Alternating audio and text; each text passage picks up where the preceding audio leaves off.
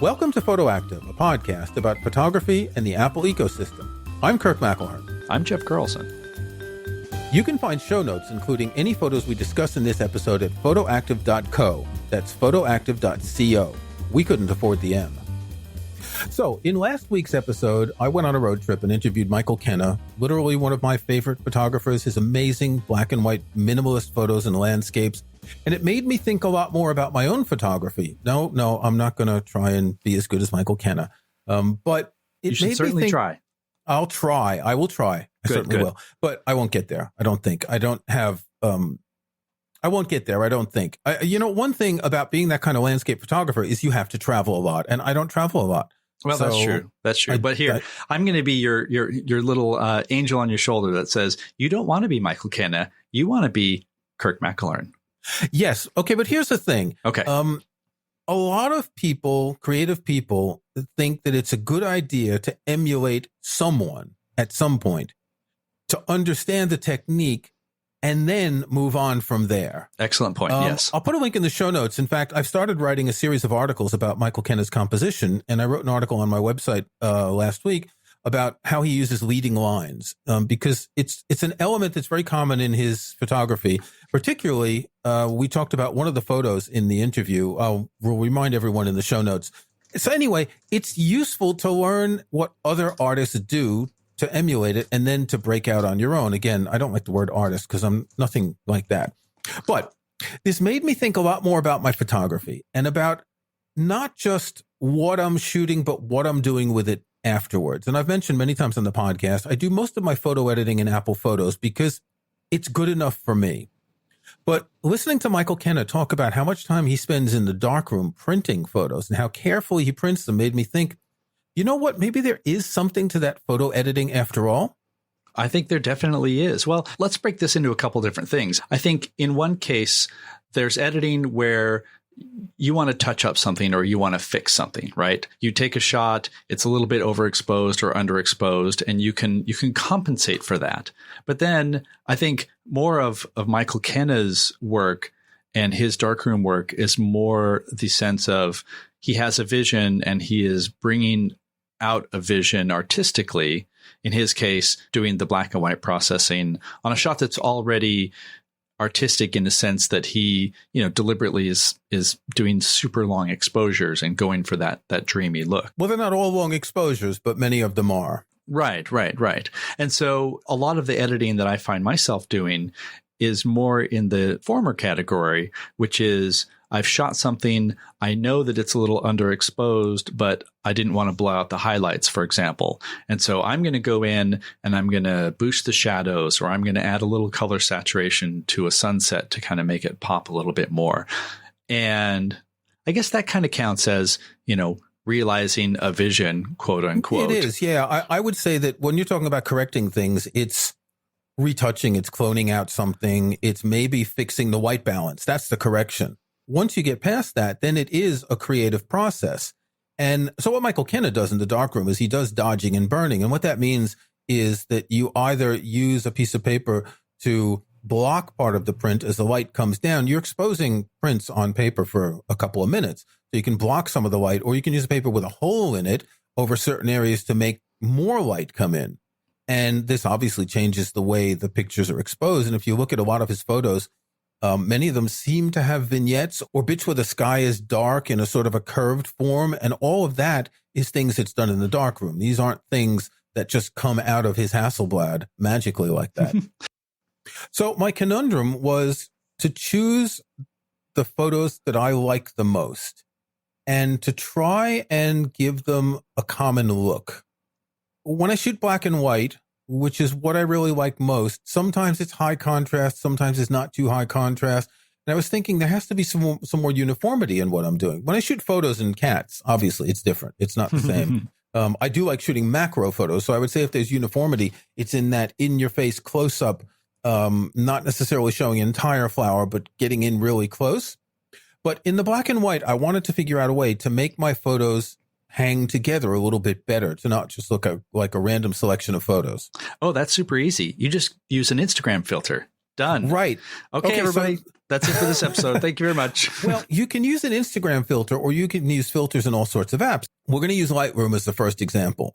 I decided to try Lightroom at £10 a month and to see what I wanted. And one of the things that you mentioned to me was, check out some of the presets and see how they work. And of course, presets, they're the lazy person's way of editing photos. But if you apply a preset and then say, I like what that looks like, how did they do it? Then look at all the different adjustments and sliders and figure out how to do it, because you can't apply the same preset to all your photos.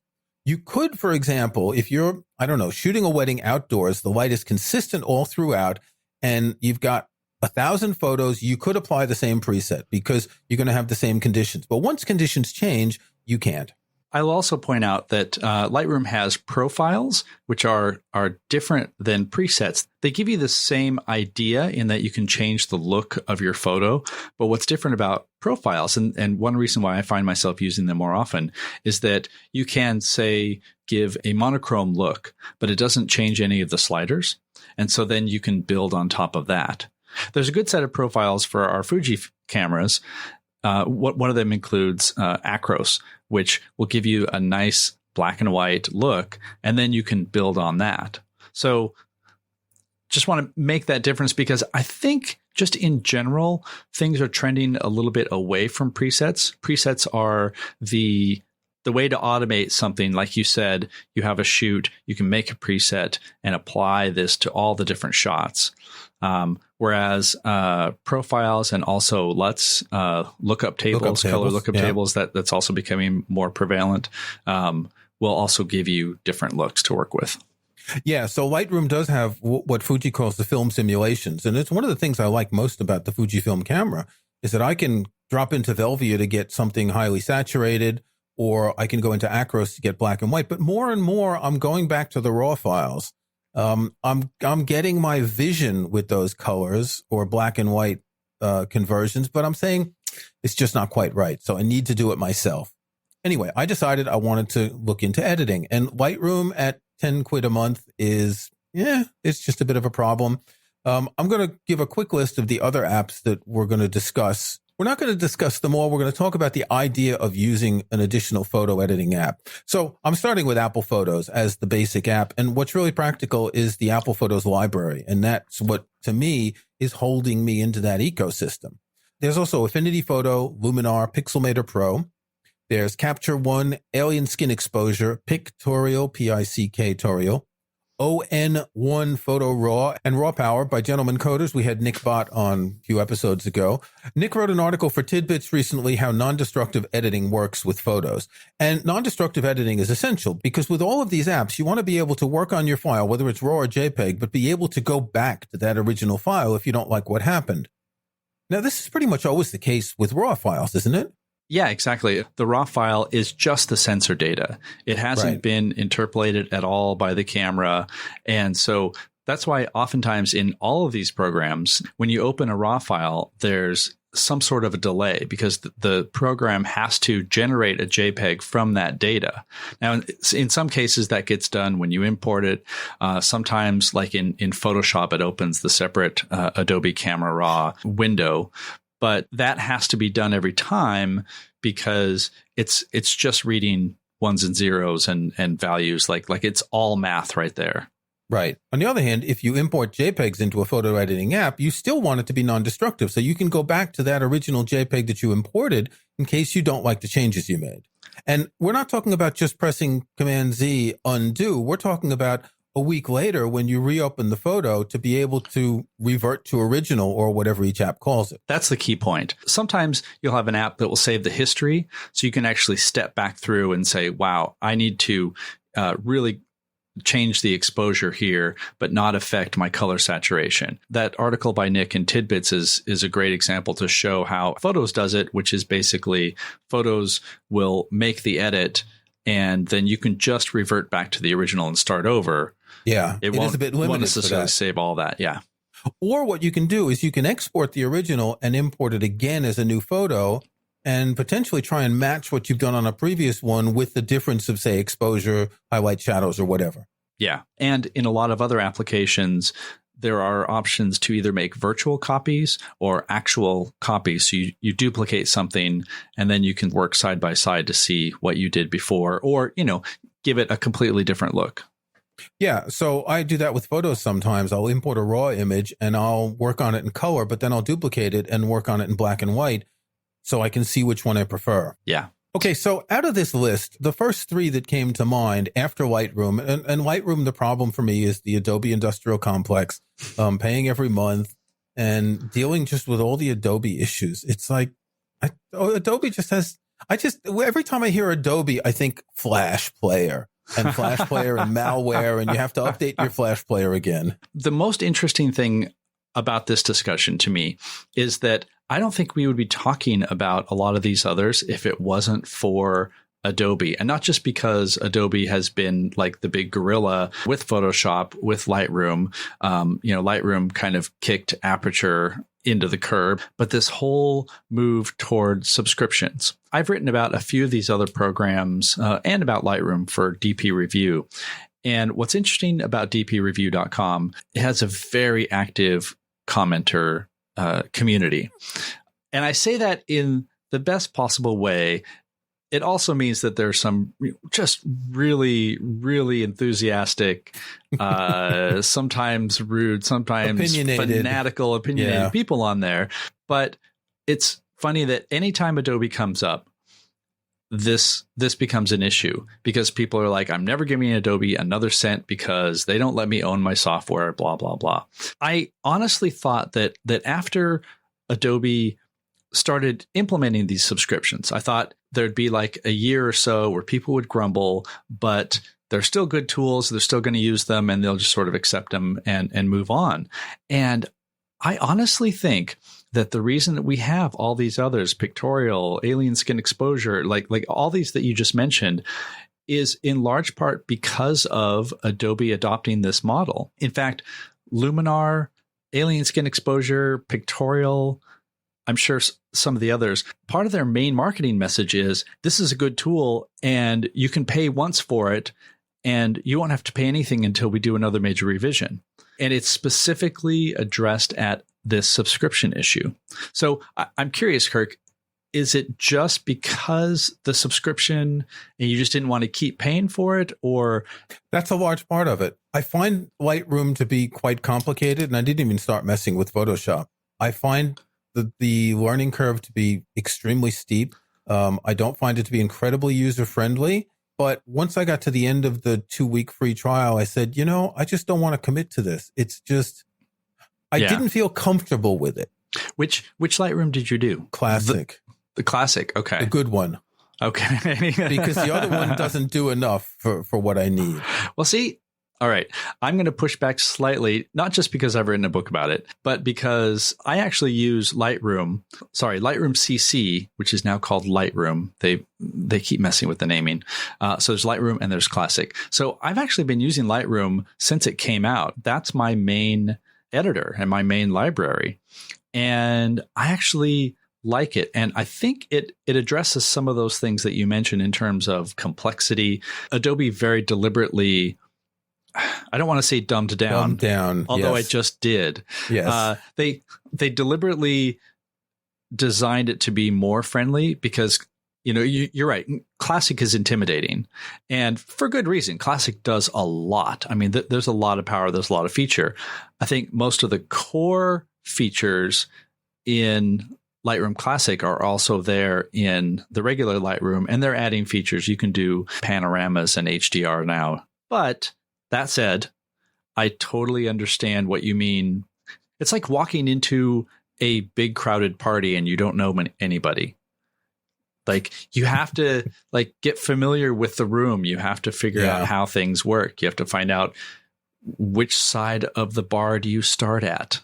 Yes, good point. I'm going to stop on this terrible metaphor now. And I think we're going to take a break. Good idea. And maybe I'll go get something to drink because it's after 6 p.m. here. And we'll come back in a minute and we'll talk a little bit more about Lightroom and these other apps.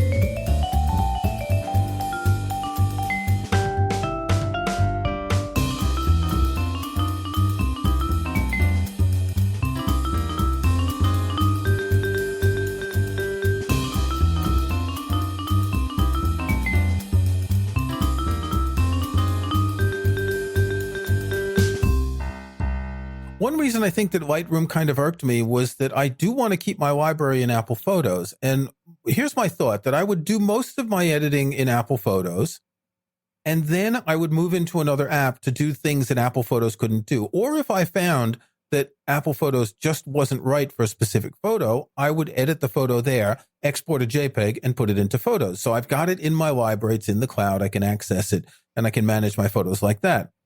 And it's not even the editing stuff in Lightroom. It's the cataloging, the importing that's already confusing. I don't want to make this an episode about Lightroom, though. I want to move on and talk about some of the others, because I can see from your expression that you wanted to give me a lesson in using the Lightroom catalog, but we'll do this some other time. There are 3 apps that I own and that I've bought for a variety of reasons. One is Affinity Photo, one is Luminar, and one is Pixelmator. They recently came out with a Pixelmator Pro, and I've downloaded a demo of that. I think Affinity Photo is like the big competition for Lightroom on the Mac. It's the one that does a whole bunch of stuff that's really gets good reviews. They've got tons of video tutorials, but they don't really have a manual. I mean, I bought their book a while ago. It was one of my snapshot picks, and it's kind of helpful, but it didn't really get me over the hump of some confusing choices in the interface. I mean, yeah, they call things personas instead of modes or modules. And the mere fact that you have to develop a raw image before you move on to additional editing in Affinity Photo, for me, is a deal breaker. You can't go back and undevelop it. Whereas in Lightroom, you're in the develop mode and you're doing all your stuff, and then you're doing your edits, and you still can go back. In other words, you're editing on top of the developing, and it's not a separate process. Yeah, I think the key distinction here is I would say Affinity is much more of a competitor to Photoshop than it is to Lightroom, because Lightroom was really designed as a way to do what you just said, like to not have to develop everything first and then edit on top of it, because that's the Photoshop model. Yeah. Affinity has a lot of power to it. It does not have like that library component. It turns out, if you look at the scope of all of these, putting together a library is hard. I mean, Luminar, for example, they had promised a big library addition by the end of last year, and what they delivered was pretty short of what they had promised. Short of big? Yeah. There is a library, but there are a lot of features that haven't been implemented yet. But we're not talking about libraries. We're talking about editing. So yeah, Affinity Photo. No. Okay. Let's be honest. Libraries is a part of it. If I found an app that I liked for editing and that I also liked their library, I might be tempted to use it. Again, I'm kind of stuck in the Apple ecosystem for all of the reasons that are obvious, because, I write about Apple like you. Yeah. But I could be tempted to import my photos directly into another library and then just export them to put them into Photos to have them in the cloud. So the library is not important, but it wouldn't sway me to choose an app to use. Right. So I find Affinity Photo a bit frustrating, a bit, I don't know. You know that thing, maybe you go into a restaurant and you're not quite dressed right? That's how I feel. That it's not really for me because I'm just not smart enough to use it. I get that. They're trying so hard to not be Photoshop that I think they went a little far in the other direction. Coming back to the libraries, though, one distinction that I want to make here is with Photos in Lightroom, you have a managed library, and part of that is also the cloud component of it, which I think ultimately is a good strategic differentiator, because it's something, for example, I like using Lightroom because I can edit things on my iPad and it works just as well. For people who really aren't interested in that, or not interested in having one app that sort of manages everything, I would take a look at something like Pictorial or Alien Skin Exposure X4. And what those do, they have library components, but they're not trying to manage everything for you. They're just looking at what's in your current directory. So let's say you already have a system set up. You have your own organizational system in the Finder. And what they will do is those apps will just look at what's there and still be able to edit and keep a history and all of that. But they're not trying to manage everything from a central location. And in fact, they're really good at, for example, you could have photos on a network attached storage, and they will automatically mount that. So for somebody who wants something that's not photos, that's not Lightroom, and doesn't want to find something that's trying to do all the management for them, some of these other tools are really good in that respect. One thing that irked me about Affinity Photo, and that also irks me about Luminar, is that if I open a photo and I make some edits, and then I have to save the photo, and the photo that is, well, my raw photos are about 50 megabytes, and then it's 100 or 200 megabytes in the saved file for Affinity Photo or Luminar. And that's a bit onerous. That takes up an awful lot of space. And is it saving intermediate photos at different stages? I don't understand why there's so much, what is it doing? So in some of those cases, it's saving an edit history. It's probably saving perhaps some JPEG thumbnails.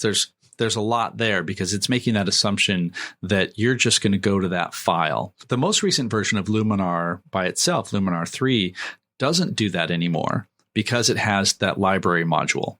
And so that's if you use the library module. It's going to save everything basically in its own library.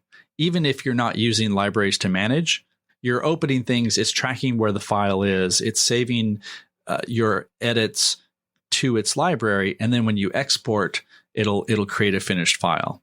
Now, there's also Luminar Flex, and that's basically like the plugin version of Luminar.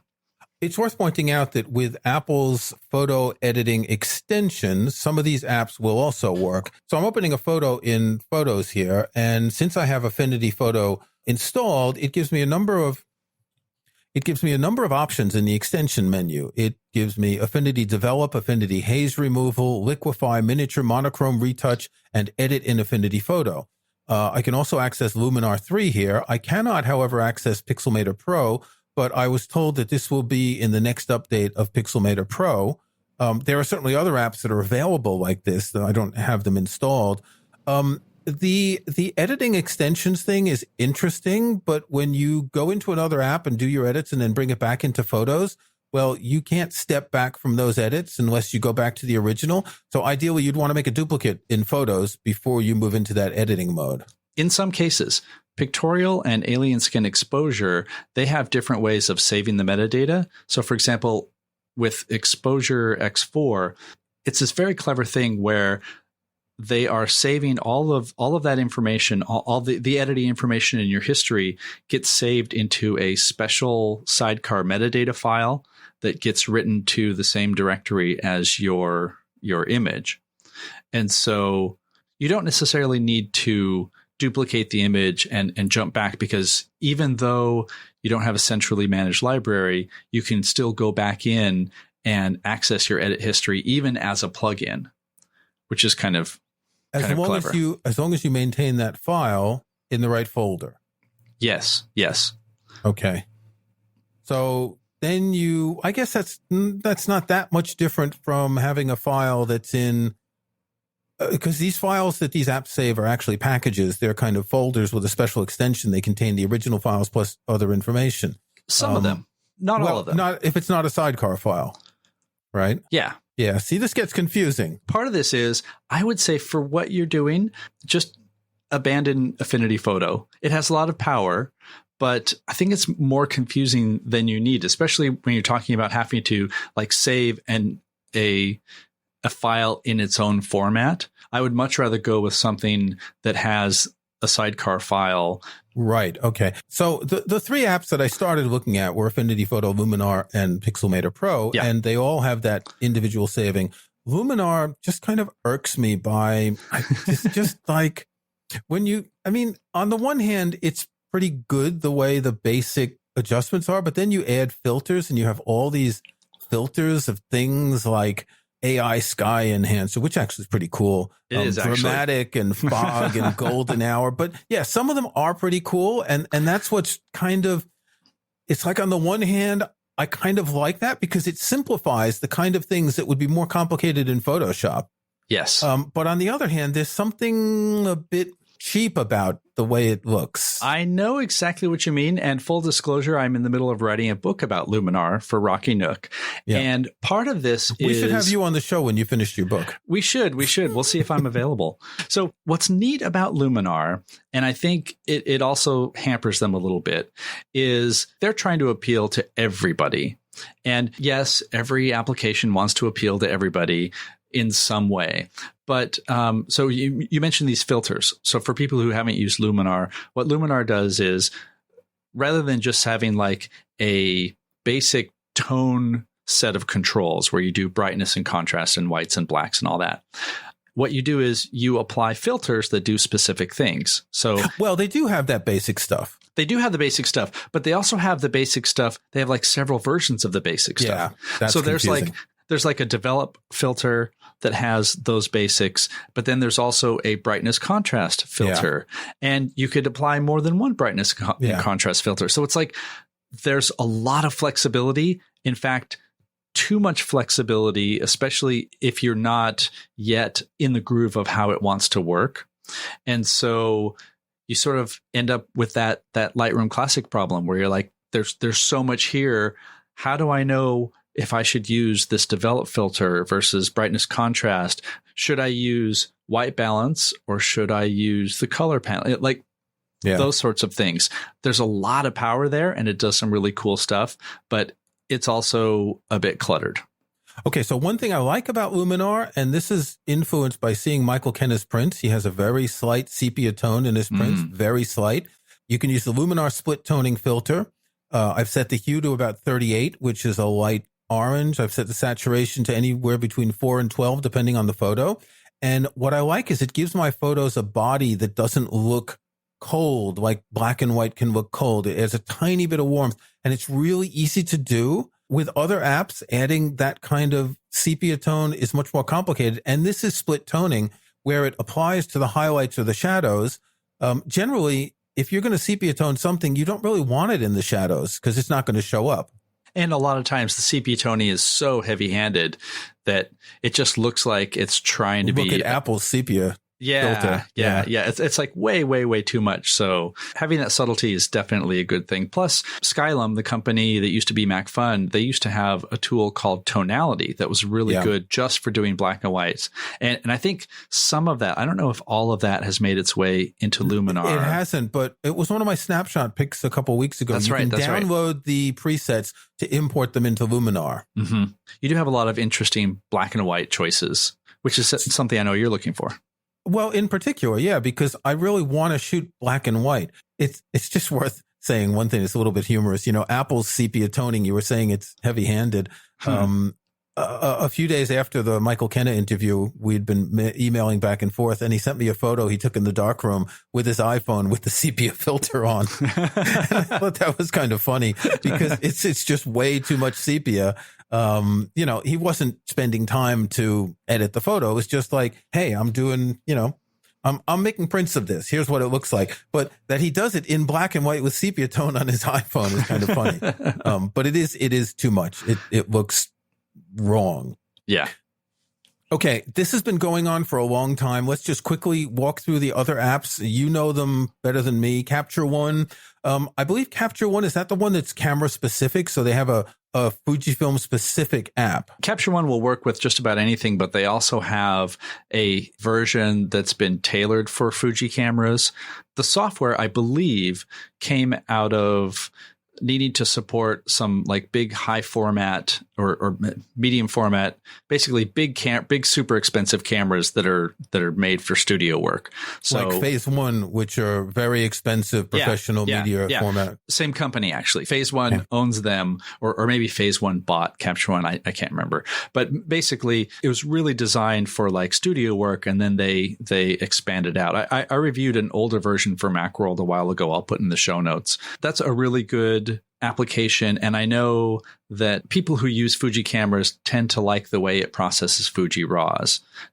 I think a lot of the other applications are now better about that, but there was a time where Adobe's processing of Fuji RAWs was really kind of it's because because Fuji uses a different sensor. Exactly. And that means that they have to be processed differently. Capture One has specific versions for Fujifilm and for Sony. What's interesting is that you can buy the software outright. You can buy it with 3 style packs. You can buy it with 6 style packs, or you can pay a subscription. So they have a monthly subscription plan as well. Yes. There's a pro version, which is £20 a month, or $417 for the 6 style packs, or the Fujifilm perpetual license. The cheapest one's $109. So they have like a whole matrix of products. Yeah. It's also worth pointing out some of these others have some subscription options. And even though there are people who hate subscriptions because of Adobe, it is a model that works. And so what's actually nice to see is that companies like this, and I know Pictorial did this in their last update, they do have a subscription model, but they also have standalone models. So Adobe was just like, nope, subscription, that's it. We're going to support some old things for a while. And some of these other companies are, I think, listening to their audience more and saying, okay, you can absolutely do a subscription. It helps us out. We have continuing revenue to develop new versions. And as we release new versions, you get the newest one automatically, boom. But if you can just use one version and that's going to do you for 3 years, just buy that one, spend 60 or 70 bucks or whatever it is, and stick with that. And then you can evaluate later. So I applaud them for having lots of different options. So alien skin exposure, and I've tried this. If I'm not mistaken, this is the one with literally hundreds of presets, and you can go through film emulations and all sorts of variations like that, kind of like Visco filters. Yeah, very, very powerful. If you really like film simulations and you're looking for a specific make of Kodak film and you want your photos to look like that, alien skin exposure is great for that. Their latest update does a lot more. It's more in line with a lot of these other general photo editing packages. It does a lot. Funnily enough, one of the things that I run into when I use it is there's no auto button. And I know some of these, I like that. I like it too. And even just to see what sort of settings the software thinks should happen, and then you reset that and then work on your own. At one point, the idea was, well, if you're a pro, you don't need auto because you already know what you're doing. And I know what I'm doing, but I don't necessarily want to go and start over with my whites and my exposure and all of those sliders. So it's an interesting balance. Yeah.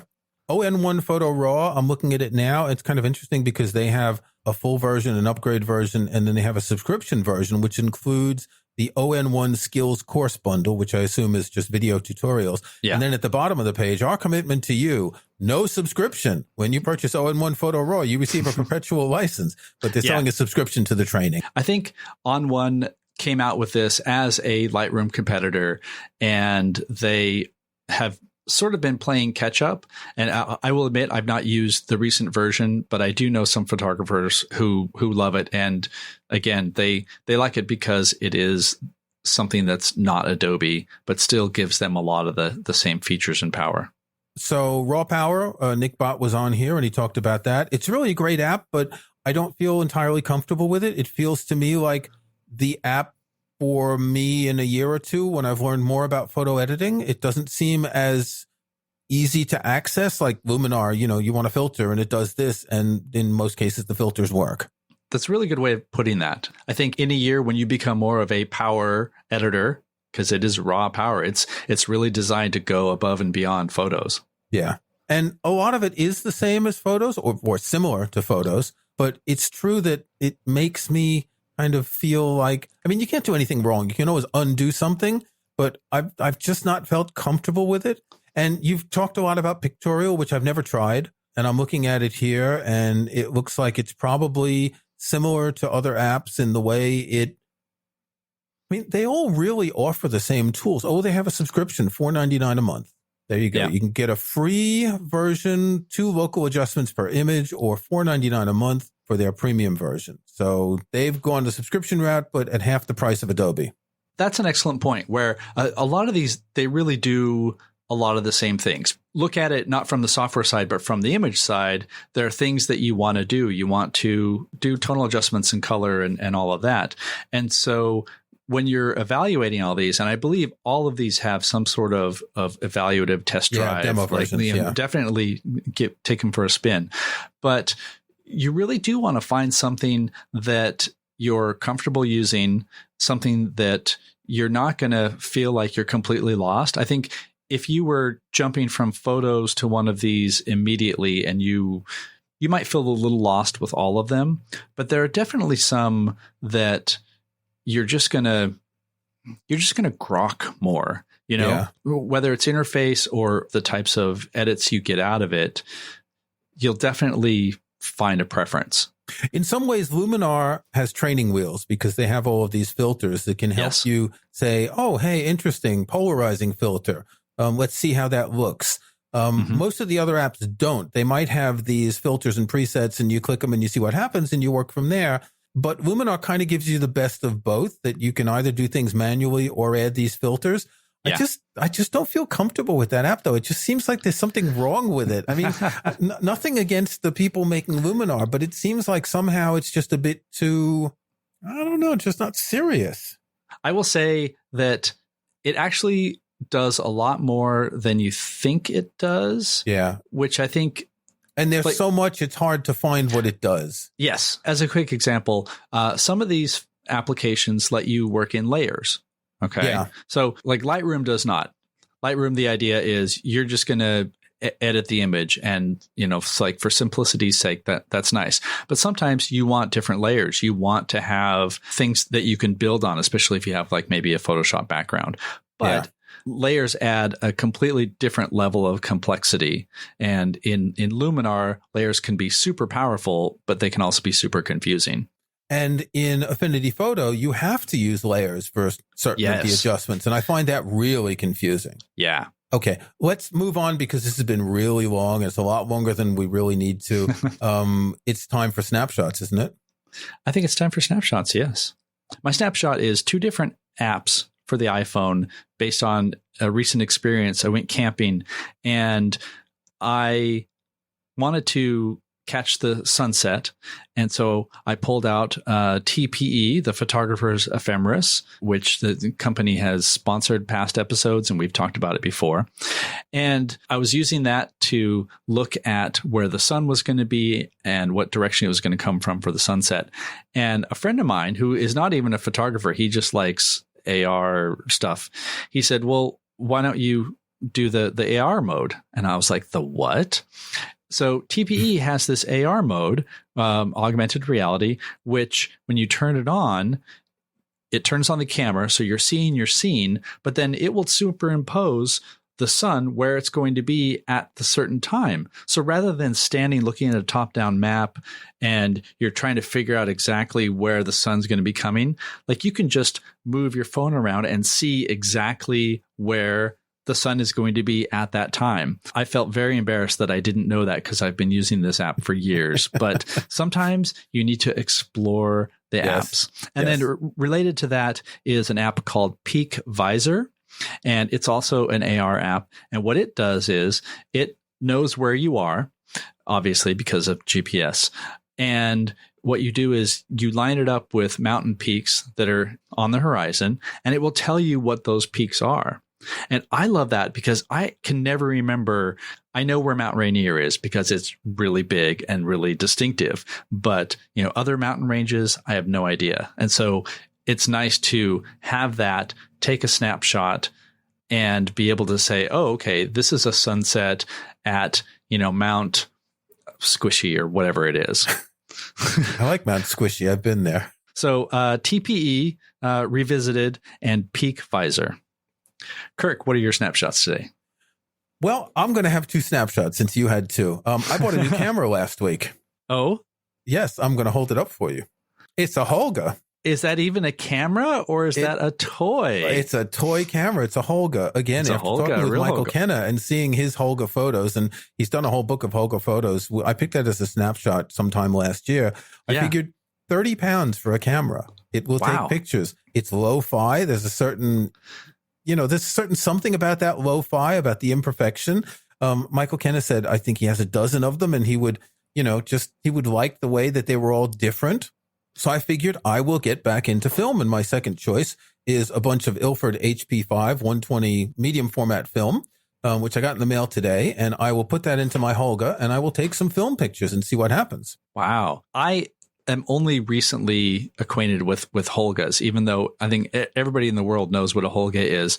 Basically, it's like a camera that's just inexpensively made. I mean, aren't these the ones that are famous for light leaks and vignetting and uneven lenses? But sometimes these things there's Instagram filters that do things like that. That are based on this. Yeah. Yeah. And there is an interesting image, and seeing Michael Kenna's photos, and again, seeing some of the prints in that exhibit that were made on a Holga, it's like, if this guy who shoots a Hasselblad thinks the Holga is good enough for some of his photos, why not? Yeah. And it's a cheap way to get back into film.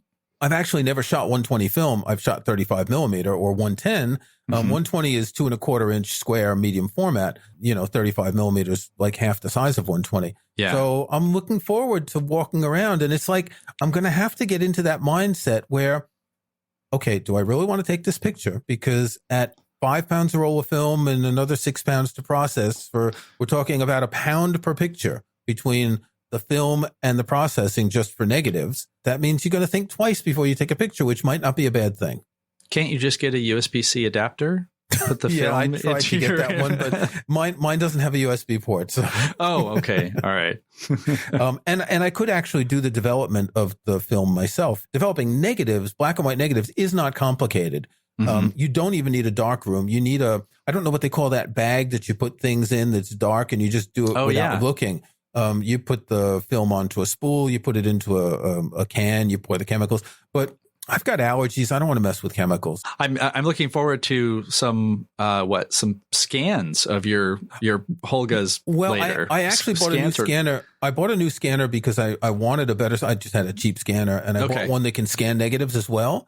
And so I actually have a whole bunch of snapshots for the next few weeks. I have a new scanner, some great new photo books. So I won't have to search for snapshots for our next few episodes. Perfect. I look forward to them. Thanks for listening to Photoactive. You can find show notes, including any photos we discuss in this episode, at photoactive.co. That's photoactive.co. We couldn't afford the M. You can join our Facebook group at facebook.com/groups/photoactivecast. That's PhotoActiveCast in one word. You can subscribe to Photoactive in your favorite podcast app or on Apple Podcasts. See the links on our website. And think about leaving us a rating or review in iTunes or in your podcast.